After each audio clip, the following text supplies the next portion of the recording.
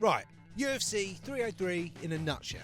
Considering what a mess this card has been all throughout the build-up, it actually delivered okay. In the prelims, Talbot's going to be a problem, and Pfeiffer looked dangerous. And then we had Ian Garry versus Michael Venom Page. Just when you think you can't hate Ian Retardo Garry anymore.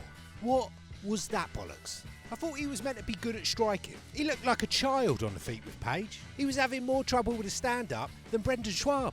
I get that he won the first round, fine, and MVP won the second round. But then MVP clearly won the third round. In the third round, Ian desperately leapt onto MVP to get the fight anywhere but striking, as he had established as his only hope early on. He was clearly terrified of MVP striking. And then he fucked it up, and MVP ended up getting a load of control time. They get back to the feet, MVP pieces him up, as had become a standard theme in the fight. Then Garry gets some control time at the end of the round. How was that Garry's round? They've got to keep their little hate porn villain undefeated, haven't they? Bad fight, bad decision. That fight had me thinking Kevin Holland is better than Ian Garry. Annoying fight from an annoying man. A couple of girls' fault. It wasn't that bad. Smith versus Roman Dolidze. Fuck me, Dolidze looks so small in there.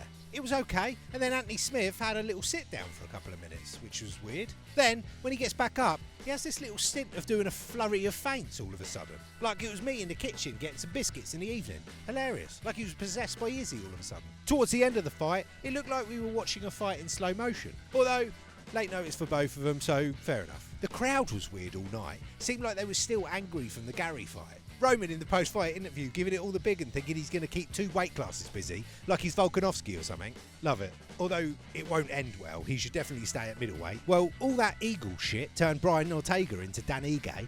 Diego Lopez versus Dan Ige, apparently. It ended up being a solid fight. I love hearing Eric Nixick coach. We had multiple Nixick corners tonight, and it was great to listen in. He's such a great coach.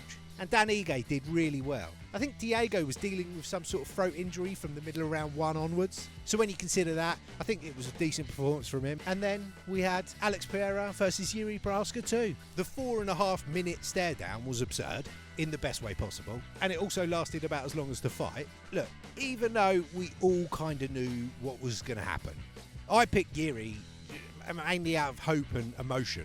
I love an underdog. Also, if Jiri had won, it would have set up an awesome trilogy. But from the minute the fight started, you could tell Alex was just better.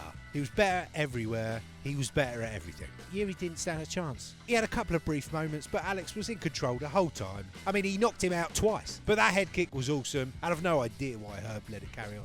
I think Alex is actually going to be the greatest of all time. He's already double champ. It's possible he could be a triple champ. Although a tall order. I think he's got a good chance against a lot of heavyweights. But Tom Aspinall's probably just a bit too big and well-rounded for him. But Alex is so good. He's just so skillful and powerful. Jiri's great. He's fun.